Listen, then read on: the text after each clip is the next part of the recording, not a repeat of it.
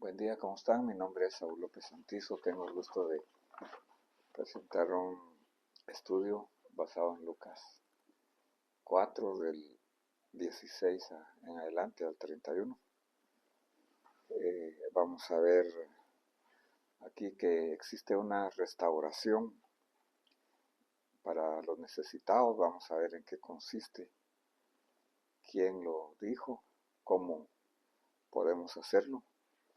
El médico Lucas nos habla aquí de una restauración completa que tiene que ver con la palabra hebrea shalom, que es una salud integral. Jesús entonces inicia su ministerio en Nazaret, después de regresar del desierto donde él venció la tentación. Dice la palabra de Dios que él regresa en el poder del Espíritu Santo y regresa a la ciudad donde había crecido, donde todos lo conocían, la ciudad de Nazaret. Llega un día sábado a la sinagoga del pueblo, de la ciudad, y dice nuestra lectura: llegó a Nazaret, donde se había criado, y según su costumbre, entró en la sinagoga el día de reposo y se levantó a leer. Generalmente le tocaba a una persona leer la lectura, ya fuera de la ley o de los profetas. En este caso tocó una lectura de los profetas, la leían puestos de pie. Dice que le dieron el libro del profeta Isaías y abriendo el libro halló el lugar donde estaba escrito. Entonces, recordemos que no había número de capítulos ni de versículos. Y aquí no fue una casualidad lo que leyó, sino esto responde a un plan de Dios. Dice: el Espíritu del Señor está sobre mí, por cuanto me ha ungido para anunciar el Evangelio, o sea, las buenas nuevas a los pobres. Me ha enviado para proclamar libertad a los cautivos, la recuperación de la vista a los ciegos, para poner en libertad a los oprimidos, para proclamar el año favorable del Señor. Cerrando el libro, lo devolvió al asistente y se sentó. Y los ojos de todos en la sinagoga estaban fijos en él. Entonces, él se sienta en una actitud de enseñanza. Vamos a ver aquí entonces de que está citando al libro del profeta Isaías, capítulo 61, del 1 al 2, donde está dirigido en primer lugar a los pobres, pero dice que el Espíritu del Señor me ha ungido. Entonces vemos aquí que el Señor se está identificando como el Mesías, como el ungido. La palabra Cristo significa ungido. Jesús fue lleno del Espíritu Santo, ungido, o sea, apartado, significa también ungido, apartado y capacitado para dar la buena noticia. En primer lugar, es una noticia dirigida entonces a los pobres, no necesariamente solamente pobres materiales, sino que pobres en espíritu, como dice también la bienaventuranza que el Señor enseña en el libro de Mateo. Bienaventurados los que reconocen su necesidad espiritual, porque de ellos es el reino de los cielos. Aquellos que no son autosuficientes, sino que se reconocen como necesitados. Es el requisito entonces que tenemos aquí para recibir las buenas nuevas. En segundo lugar, dice que Él viene a proclamar libertad a los cautivos. Aquí, entonces, de aquí en adelante, el Señor habla de restaurar, de hacer la restauración del pecado y sus consecuencias. El pecado, entonces, produce esclavitud, y nosotros necesitamos ser libres de la esclavitud del pecado. Dice el Señor en en Juan 8:36, así que si el Hijo os libertare, seréis verdaderamente libres. Luego dice, para dar vista a los ciegos. Se está refiriendo no solamente a un milagro de sanar a un ciego físico, sino que también a restaurar la visión espiritual para poder ver al Señor espiritualmente, a través de un nuevo nacimiento y por medio del Espíritu Santo. Poder ver al Señor y poder ver la dimensión espiritual, ver como Dios mira. Y en cuarto lugar dice aquí que Él vino a poner en libertad a los oprimidos. Una liberación entonces del sufrimiento espiritual, la carga del pecado y la enfermedad emocional, mental y aún enfermedad física.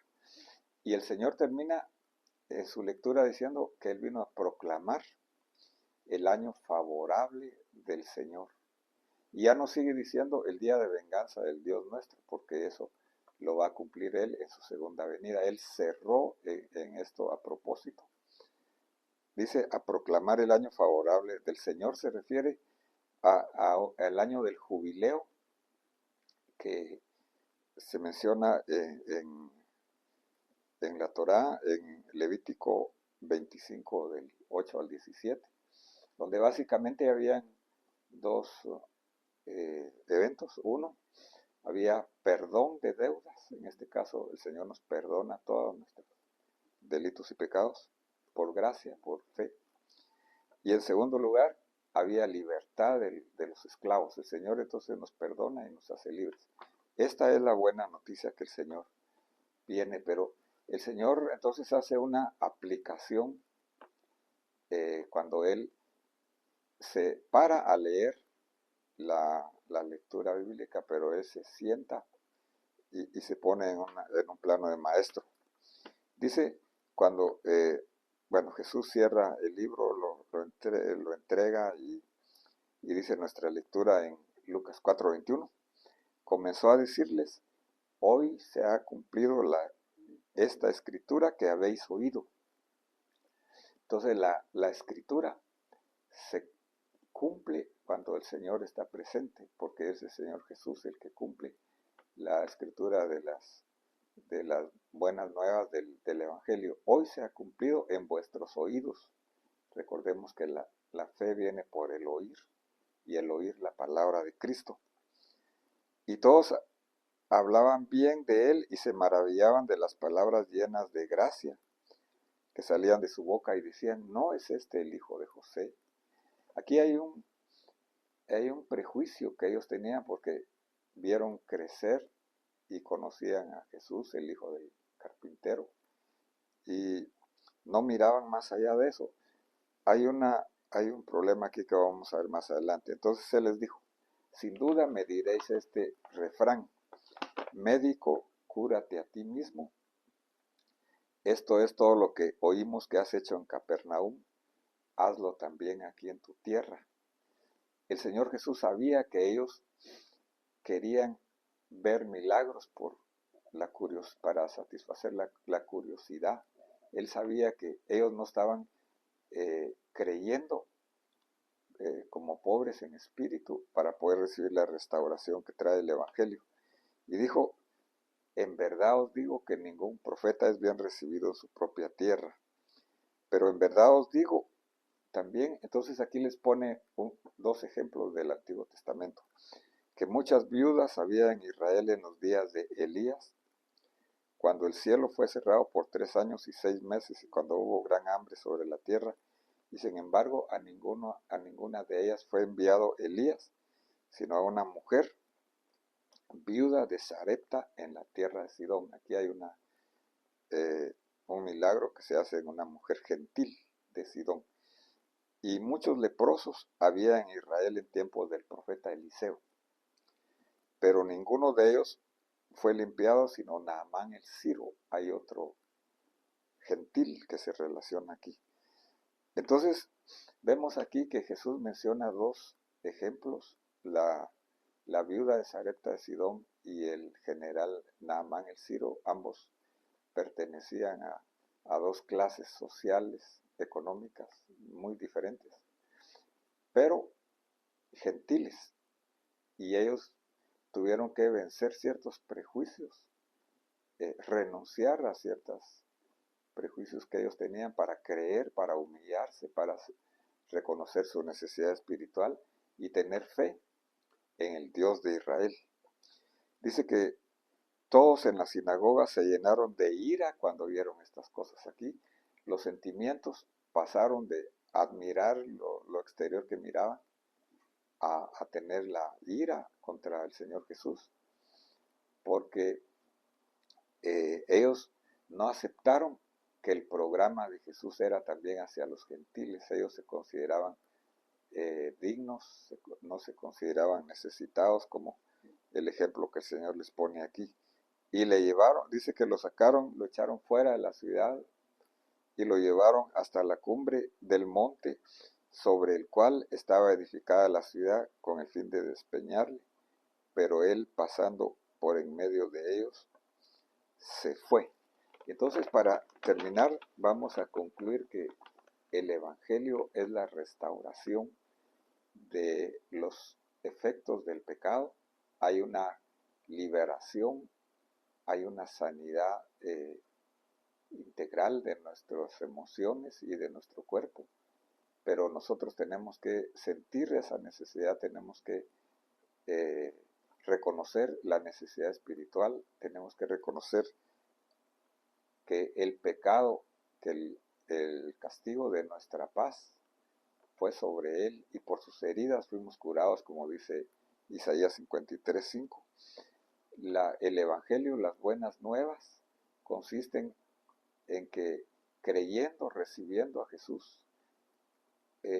tenemos nosotros perdón de pecados, sanidad de nuestro ser interior, salvación, y nuestra visión espiritual se recupera.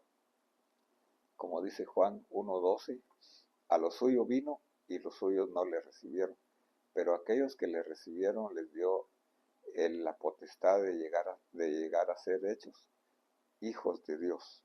Entonces,